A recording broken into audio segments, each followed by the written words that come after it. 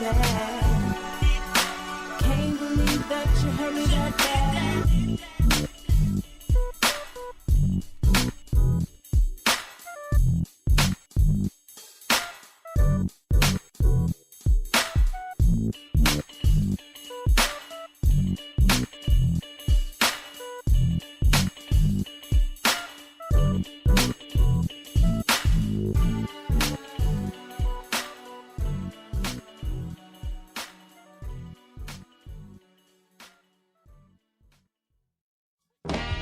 Ready, Mace? Party people in the place to be. It's about that time for us to. Yeah, what you know about going out? Head west, red legs, TVs, all up in the headrest. Try and live it up, rock jewel, bigger truck, piece all glittered up. Stick a kid, nigga, what? Jig with a cut, sip crisp, spit it up. Hoes ride, get your nut till I can't get it up. I'm a big man, get a slam boom. I done hit everything from Cancun to Grand Tune. Why you stand on the wall, hand on your balls, lighting up drugs, always fighting in the club. I'm the reason they made the dress code, to figure out what and why when I'm in my fresh clothes. Dresses, I suppose, from my neck to my toes. Neck full of gold, baguettes in my rolls. Rec shows, collect those extra O's. By the E, get a key to the Lex to hold. East, west, every state, come on, bury the hate. Millions, the only thing we in the hurry to make. Whether from the ex-friend, intellect, or bins. Let's begin, bring this BS to an end. Come on.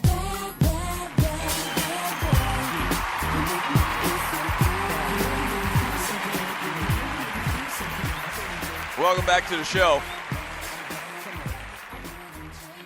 Throwback Thursday, 1997. Once again, Bad Boy was dominating 97. Have y'all seen this picture? I just looked at my Facebook page during the break, and I posted this picture initially posted by my man Vince Wright.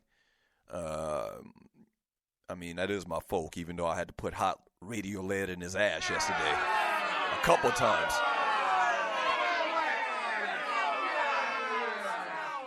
Vince Wright posted this picture last night in the Doug Stewart Show Facebook chat group. A picture of the sheriff of Milwaukee, I think he is. I think is where he is the sheriff at. That dude, David Clark, and Stephen A. Smith smiling and cheesing together in a selfie.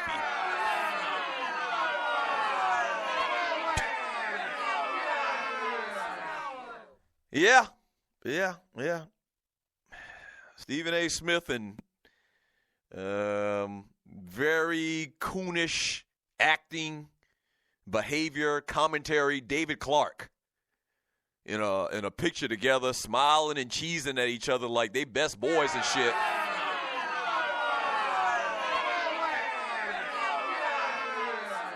Surely BPA nominations are on the way.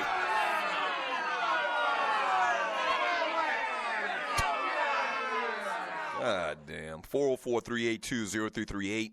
You can also email me at doug@thedougstewartshow.com. I mentioned it in the last segment. Excuse me. Make sure you check out all my little videos at tdssonyoutube.com. tdssonyoutube.com. Speaking of Vince, we're going to post a video yesterday, the contentious conversation between me and Vince that subsequently ended 3 different times with gunshots to his ass.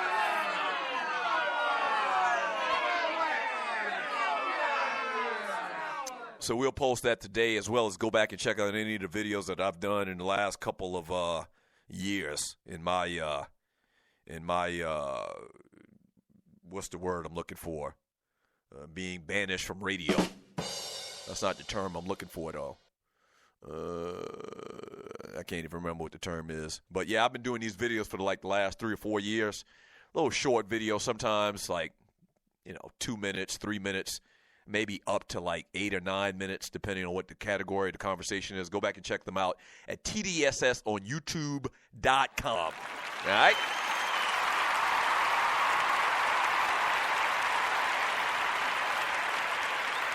Hey, a day after LeBron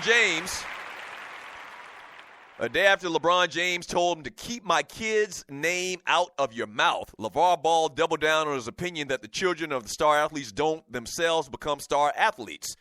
Here's a quote. And we were kind of talking, we were definitely talking about this yesterday, but I kind of alluded to, I didn't know the circumstances of the question and how it was asked to him, where LeVar Ball talked about LeBron's son directly. I don't think it was a personal thing.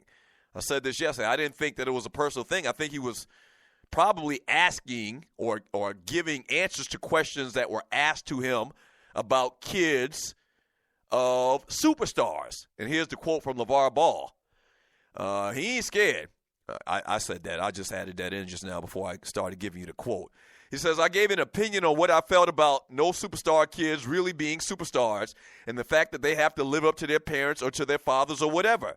I have yet to see one, and I've been around for 50 years. Ball said in an interview with SiriusXM's Full Ride on Wednesday. Have you seen one where the superstar's son is just as good or better than him? I said a superstar. I ain't saying just a regular player. I'm talking about a guy who we picture as an icon. A Dr. J, and Allen Iverson, and LeBron James. If somebody asks me a question, I'm going to give them an answer. I agree.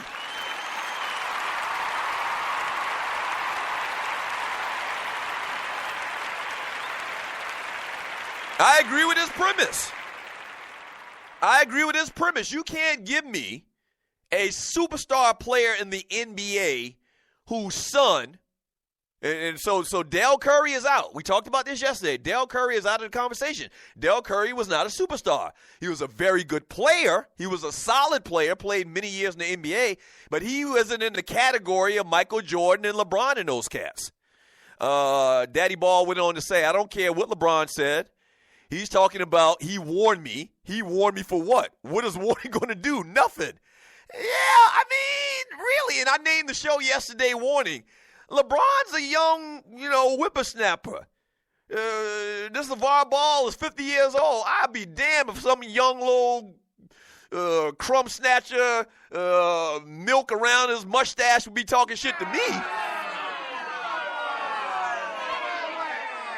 You warned me? You warned me? What do you mean you warned me, young buck? I'm like a 70s blaxploitation film. What do you mean you warned me, young buck? Nah. Ball also referred to James as touchy. A day after the four-time NBA MVP told ESPN that Ball's invocation of Jones' family is a problem now. A lot of y'all say LeBron James is touchy/sensitive. I think he might be touchy or sensitive.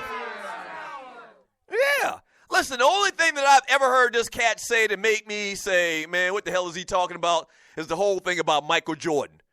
All right? And even that, as crazy as it sounds, and, 99.9% of basketball fans know that Michael Jordan and LeVar Ball at the height of his career, or when he was a young guy playing against Michael Jordan at the height of his career, is silly. It's a silly notion. But you never know. Miracles could happen. So even that, as silly as it sounds, it is what it is. He can say anything he wants. And we're never going to be able to play that game. So technically, I guess it's, just him talking. You can't say that it couldn't happen. Hell, some of y'all trying to tell me that Conor McGregor could beat Floyd Mayweather Jr. So if that could happen, anything could happen. I'm just saying. This dude has said some, I guess you could call it politically incorrect things, some things that we would consider outlandish. But, I mean, he ain't hurt nobody. And I also think that there's a method to his madness. I do. Yeah, I do. And I don't think that that was personal. LeBron kind of twisted it into being personal, and I get it. You're in the same area, you're in the same neighborhood as, a dude talking about your kids, which is off limits. I get that 100%. I agree with that 100%. But, hey, man, LeVar Ball ain't scared. He ain't never scared. Very interesting.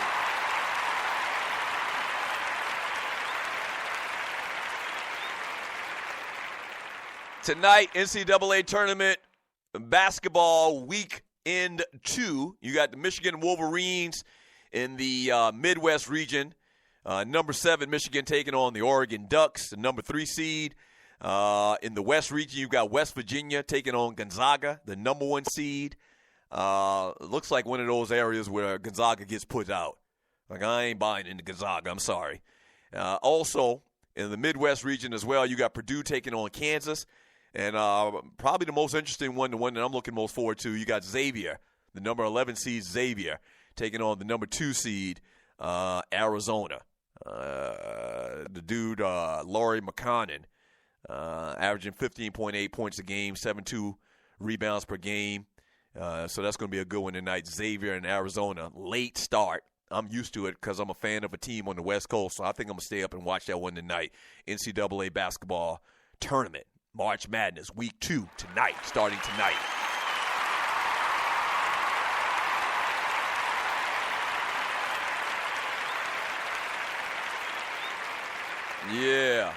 Yeah. One last story. Let me mention this while I got a second here before I jump back into the chat on Spreaker.com. Myrtle Winston died earlier this week at the age of 70 in Bessemer, Alabama. Who was she? She was the grandmother of Jameis Winston. You remember Jameis Winston decided not to go to the NFL draft a couple of years ago because he wanted his grandmother to celebrate it with him, and she had like sugar real bad, and so she wasn't able to go to get on the plane and go to a lot of different places or whatever. So Jameis Winston, first pick in the draft, decides to celebrate the draft and getting drafted number 1 with his grandmama, and she passed away at the age of 70. Man, rest in peace to Miss Winston. James's grandmama. I'm gonna tell you, man, grandmamas mean a lot, man. I'm telling you, I miss my grandmother so much because my grandmother was the illest. My grandmother put a lot of these punk ass young boys to shame.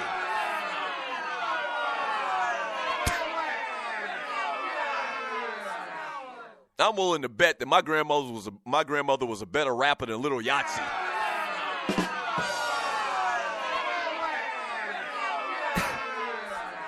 My grandmother was hardcore, man. Some of y'all listening to the show remember my grandmother, Miss Marie Rivers. And I mean, she was old school. I mean, old school. Like, she was the grandmother that I don't think my grandmother ever hugged me or kissed me. No.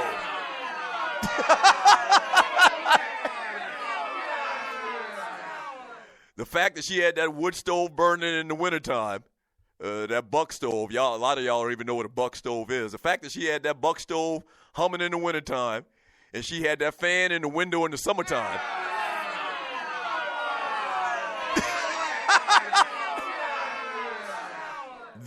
That was the way my grandmother showed us love. Yes, sir. That was it.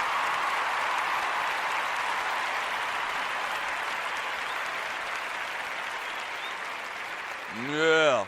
They don't make grandmamas like they used to. No. Grandmothers used to look like grandmothers back in the day when I was growing up. Now, grandmothers, they be trying to go out to the club.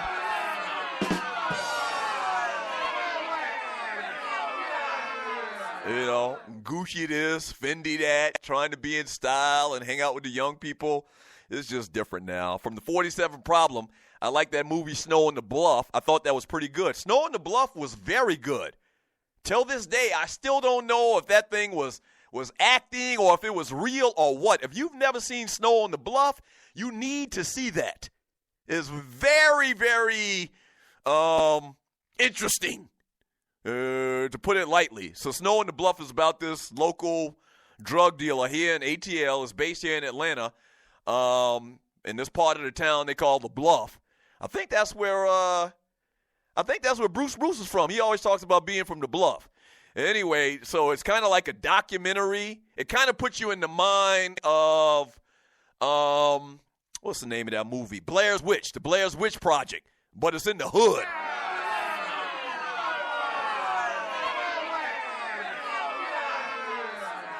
You need to see this movie. If you've never seen Snow on the Bluff, you need to check it out. Very good.